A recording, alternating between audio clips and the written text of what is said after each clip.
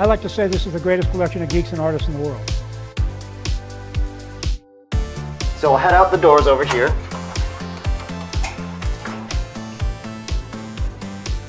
How are you? Morning. I'm Bill Destler. I'm the president of RIT. Good to have you here.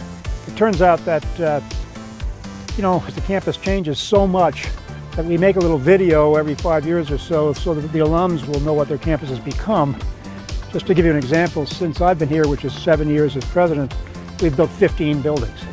So this is a very dynamic and rapidly changing place. So it's a pleasure to meet all of you. And I'm going to tag along and say a few things.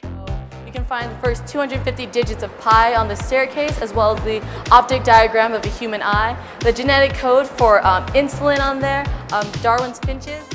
One of the reasons we set up the Magic Center was actually to exploit those various assets we had from across the campus and make sure that the animators knew what the gamers were doing and vice versa, and we could actually continue to establish a leadership position in that very important area. By the way, the gaming industry is now bigger than the motion picture industry. So these are gigantic industries now in which technology plays a more and more important role.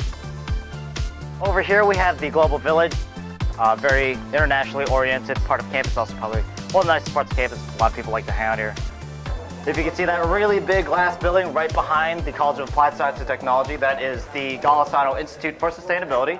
That building is one of the greenest buildings in the world, and basically it contributes energy to the rest of the campus.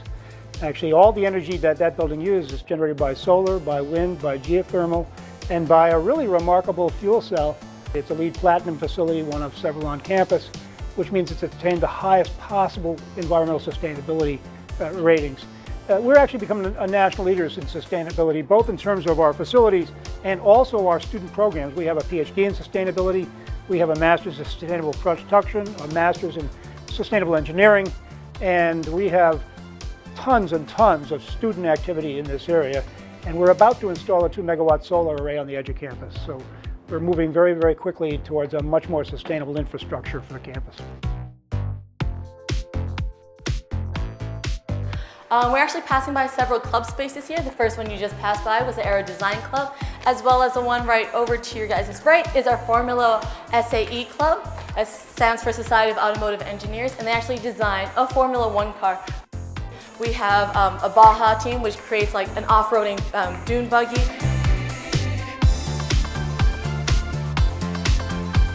They use facilities here in this building. We have CNC machines, 3D printers, rapid prototypers.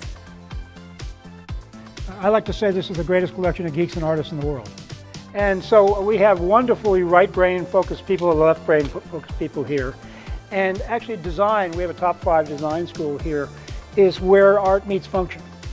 And so we're a very unusual place in the sense that we basically are doing exactly what companies like Apple are now doing, which is wedding technology with design and art to produce the next generation of products. And our students are actually leading the way. It's actually called the Quarter Mile because a fraternity a long time ago held a fundraiser where they lined up quarters down the major walkway and raised money for a local children's hospital. Co-op was a big reason why I came to RIT. I'm currently going to go work for Toyota, and I met Toyota at the career fair that we had here at RIT, right in our field house that we're going to see later. But they did emphasize that they are looking specifically for RIT students. We have students from more than 100 countries here. And not only do we have about 1,500 students at our overseas campuses, but we have 2,000 international students right on this campus.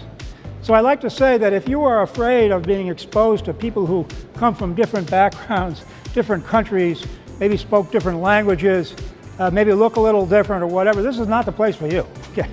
But if you're willing to expose yourself to this incredibly diverse community, it's an experience you will never forget. This is the end of our tour, so I'd like to thank you guys for coming. Let's give them a hand. They did a great job.